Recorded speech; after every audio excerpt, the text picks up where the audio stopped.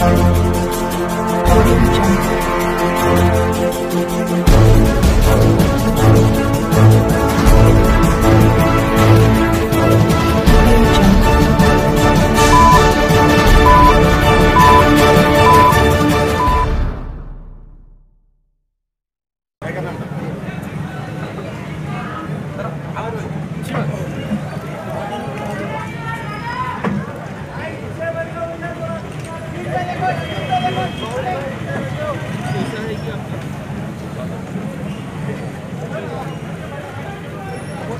हिंद के राजा एक तरफ, अजमेर के ख्वाजा एक तरफ, दियारे हिंद में सूफी समाज चलता है, उसी के जेरे असर कामकाज चलता है।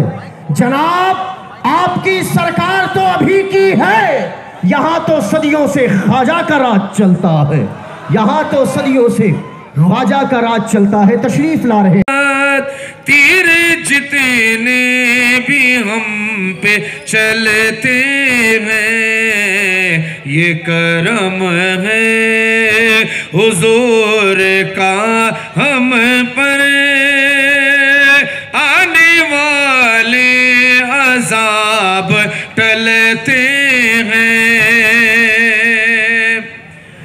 अब कोई क्या हमें गिराएगा,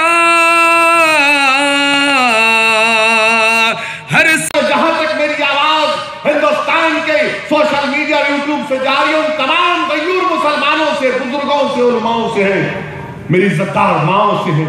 फैसला कर लो आप और मेरी बात को जहन नशीन कर लो कि जिस तरह 70 साल में हमको समाजी तौर पर, इक्तिसादी तौर पर, तालीमी तौर पर कमजोर किया गया, सियासी तौर पर खत्म करने की पूरी मंसूबे बनाए जा चुके हैं, पूरा मंसूबा बन चुका है। और हम तो क्या कह रहे हैं कि तुम कूली हो, तुम कूली बनकर रहना। और कूली का काम क्या है? जब ट्रेन आती तो कूली दौड़ता है सामान उठाने के लिए, और हम सामान उठा के भागते हैं। किसका सामान उठाते हैं? सेकुलरिज्म का सामान उठाते हैं। और हम समझते कि हम बड़ा काम कर रहे हैं, नहीं मुल्क को बचाना है, मुल्क को, अरे कहां बचाएंगे मुल्क को? आप अपने घर को नहीं बचा पा रहे, आप अपनी मस्जिद को नहीं बचा पाए, अब हमारी शरीयत पर हमले हो रहे हैं, हमारे बच्चों को मार मार कर खत्म कर दिया जा रहा है, गाय के नाम पर हमको मारा जा रहा है, और हम बोले सेकुलरिज्म का बोझ हमको उठाना है। पीलू खान को रोड पर मारा गया उसके बेटों के सामने, और हम बोलते नहीं सेकुलरिज्म का बोझ उठाना है हमको। अखलाक के घर में घुस के उसकी ज़ईफ माँ, उसकी बीवी और उसके नौजवान बच्ची के सामने उसको मार दिया गया। वो नहीं, सेकुलरिज्म का बोझ उठाना है। उमर मोहम्मद को गाड़ी से उतार कर गोली मारकर जिस्म को उसकी ट्रेन की पटरियों के सामने डालकर जिस्म के टुकड़े उड़ा दिए गए, और हम बोले नहीं, सेकुलरिज्म का बोझ उठाना है। उठाओ बोझ, कितना उठाओगे तुम? मगर याद रखो तुम्हारे बच्चों का मुस्तकबिल का बोझ कौन उठाएगा? इन बच्चों के तालीम का इंतजाम कौन करेगा? शरीयत की हिफाजत कौन करेगा? मस्जिदों की हिफाजत कौन करेगा? हिंदुस्तान का सेकुलरिज्म का बोझ सिर्फ मुसलमान नहीं, सबको उठाना पड़ेगा। जब मैं ये बात बोलता हूं तो बोलती है भड़काऊ भाषण दे रहा है, ये फिरका परस्ती की बात कर रहा। हिंदुस्तान तो सबका है ना, हिंदुस्तान की खूबसूरती उसका सेकुलरिज्म मैं मानता हूं मैं, मगर 70 साल से तो मैं ही उठा रहा हूं, मेरे कंधे अब हाथ दे चुके हैं, मैं अब ये बोझ नहीं उठा सकूंगा। अब आप मुझसे कह रहे हैं कि अब तुमको सियासी तौर पर भी तुमको हिंदुस्तान की नक्शे से हटा दिया जाएगा। मेरे भाई, ये पॉलिटिकल मार्जिनलाइजेशन हो रहा है मुसलमानों का। हिंदुस्तान की पार्लियामेंट में सिर्फ 23 MP हैं मुसलमानों के। हमारी आबादी कितनी है? 14%। 17 करोड़ हिंदुस्तानी मुसलमान इस मुल्क में हैं, और हमारे सिर्फ 23 मुस्लिम MP, सिर्फ 23। ये सेकुलरिज्म है? बीजेपी से कोई भी नहीं है। उत्तर प्रदेश का पार्लियामेंट इलेक्शन हम नहीं लड़े, 80 पार्लियामेंट की सीटें उत्तर प्रदेश में, 19% मुसलमान है, एक मुस्लिम MP नहीं जीता। 11% की आबादी महाराष्ट्र में मजलिस नहीं लड़ी, एक MP नहीं है। कर्नाटका में 14% है, एक मुस्लिम MP नहीं। तो कौन सा सेकुलरिज्म है फिर? इख्तलाफ करो, मुखालिफत करो, मगर ये सवाल का जवाब दो। मजलिस इत्तेहादुल मुस्लिमीन जब ये चुपते हैं सवालात और सच्चाई को बयान करती है तो फौरन मुखालिफीन बौखलाहट का शिकार हो जाती हैं। मैं आज भी सवाल कर रहा हूं, गुजरात के असेंबली इलेक्शन में कैसे बीजेपी जीती, बताओ मेरे को। और Bahujan Samaj nationalist Congress party NCP उम्मीदवार खड़ा करी तो कोई उनके खिलाफ एक बात नहीं बोलता।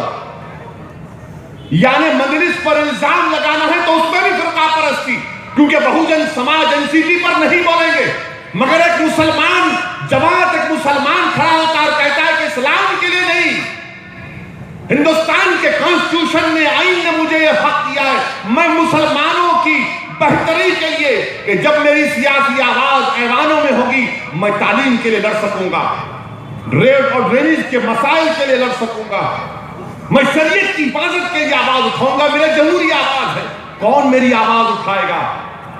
मगर जब मजलिस उठाती है, लड़ती इलेक्शन, तो बोलते क्यों लड़ रहे आप, वोट काट रहे। आज क्यों नहीं बोलते बहुजन समाज एनसीपी के बारे में। यहां पर भी इनकी फिरका परस्ती है। हर रात अब इलेक्शन से पहले बड़े खुश थे, मैं बोल रहा याद रखो ये नहीं होने वाला है तुमसे। छठी मर्तबा जीत गई बीजेपी, बेहतरीन मौका था कांग्रेस पार्टी के पास हराने के लिए। मगर याद रखो, जैसा कि मौजूदा फाइनेंस मिनिस्टर ने सही बात कही, अरुण जेटली साहब ने क्या कहा, इंशाअल्लाह ताला जब असेंबली और पार्लियामेंट के इलेक्शन होंगे असदुद्दीन ओवैसी भी बताएगा तुमको क्या होता है। याद रखो, तुम गए तो कुछ नहीं बोले, अब मैं भी जाऊंगा, दरगाहों को जाऊंगा, मस्जिदों को जाऊंगा, खानकाहों को जाऊंगा, मुफ्ती अवलार के पास जाऊंगा, खैरुद्दीन सूफी के पास जाऊंगा, हरा झंडा पहन के जाऊंगा।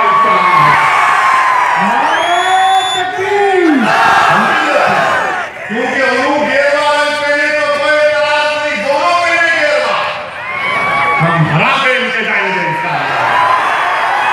हम हरे झंडे के शहजादों के गुलाम हैं, वो डाल के जाएंगे। आओ तुम्हारा अब देखेंगे हरे का मुकाबला कौन करेगा इंशाअल्लाह। हो गए तो कुछ नहीं। अगर कल इलेक्शन हो गया और मैं यहाँ पर 9 नंबर मोहम्मदाबाद की गली कूचों में पैदल दौरा करूं, हरा कपड़ा पहनने के, बोलेंगे क्या कर रहे हैं, ग्रीन, ये क्या है। आप करें तो कुछ नहीं, और हम जब ग्रीन पहनेंगे तो पूरा हरा करेंगे इंशाअल्लाह। और हमारे हरे रंग के आगे कोई रंग नहीं टिकेगा इंशाअल्लाह। ना मोदी का रंग, ना कांग्रेस का रंग, किसी का रंग नहीं, खाली हमारा रंग रहेगा, हरा हरा हरा हरा रहेगा। क्योंकि आप स्टार्ट किए, मैं स्टार्ट नहीं किया। आप मेरे को राह दिया है ना, उन्हें जिंदा रह रही, करवा चौथ देख रही, रोजा रह रही, मगर आपके साथ। और उनके लिए कानून नहीं बनाएंगे, बनाओ उनके लिए कानून, वो औरतें इंसाफ चाहती है।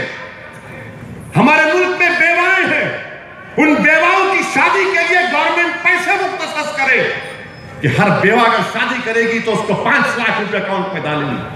बनाओ कानून आप, हम अपना हिफाजत करेंगे। हम कह रहे हैं कि ट्रिपल तलाक गुनाह है। मुफ्ती अबरार साहब यहां पर मौजूद है, जहीरुद्दीन सूफी साहब है, मौलाना है, रशीद है, तो मौलाना रशीद। ट्रिपल तलाक गुनाह है मेरे भाई, नहीं करना। अगर मियाँ बीवी में झगड़ा हुआ, इख्तलाफात हुए, तो दारुल खज़ा में जाइए, उलमाओं के पास बैठिए, रुजू करिए, बोलिए मौलाना हल करिए। एक साथ एक ही सांस में 3 मरतबा किसी बीवी को, औरत पर यह जुल्म है इस तरह का कहना। मुझे मालूम कि मेरी तकरीर के पहले हिस्से को टीवी वाले कल दिखाएंगे, ये नहीं दिखाएंगे। मेरे भाई ये गुनाह है, ऐसा मत दो तलाक, ये गुनाह है, ये बहुत बड़ा गुनाह है। बल्कि मैं तो ये आपसे कह रहा हूं कि जब आपकी बच्ची की शादी होगी तो कॉन्स्टिट्यूंसी में शास्त्रीपुरम में तो तरक्याती काम सिर्फ मजलिस इत्तेहादुल मुस्लिमीन की नुमाइंदगी पर किए जा रहे हैं, और भी काम होना बाकी है। इंशाअल्लाह ताला पूरे काम होंगे और मजलिस ही नुमाइंदगी करेगी, मजलिस की नुमाइंदगी पर काम होंगे। एक लंबे अरसे के बाद 9 नंबर मोहम्मदाबाद आने का मौका मिला। अब तो मैं आपके बहुत करीब हूँ, वेरी नियर। ये तालाब के उधर ही मैं हूँ, आप इधर है, मैं उधर हूँ, कभी भी आ सकते हैं। इंशाअल्लाह ताला आप हमारा मिलकर इत्तेहाद को मजबूत करेंगे, जमात की तंजीम को मजबूत करिए, इब्तदाइयाँ बनाइए, रुकने साजी करिए, अच्छे लोग को लेकर आइए और अच्छा काम करिए, और सबको साथ लेकर काम करना है, किसी को दूर नहीं कर सकते, सबको साथ लेकर काम करना है। मेरी आपसे दमन गुजारिश है, कभी उलमा इकराम का बसरत अफरोज किताब आपको सुनना, सुनिए भाई, क्योंकि इनसे आप दीन सीख सकते हैं, असदुद्दीन ओवैसी से नहीं। असदुद्दीन ओवैसी तो एक गुनाहगार है, असदुद्दीन ओवैसी गुनाहगार है, और सिर्फ इसी उम्मीद पर जिंदा हो लड़ रहा हूँ कि हशर के मैदान में आका का करम हो जाएगा, उनकी शिफात मुझे मिलेगी। मगर इन उलमा इकराम को सुनिए, सादात हैं इसमें, अहले बैत हैं, बैठिए, फैज़ हासिल करिए, इल्म सीखिए, यकीनन इंशाअल्लाह ताला हमारी ज़िंदगियों में तब्दीली आएगी।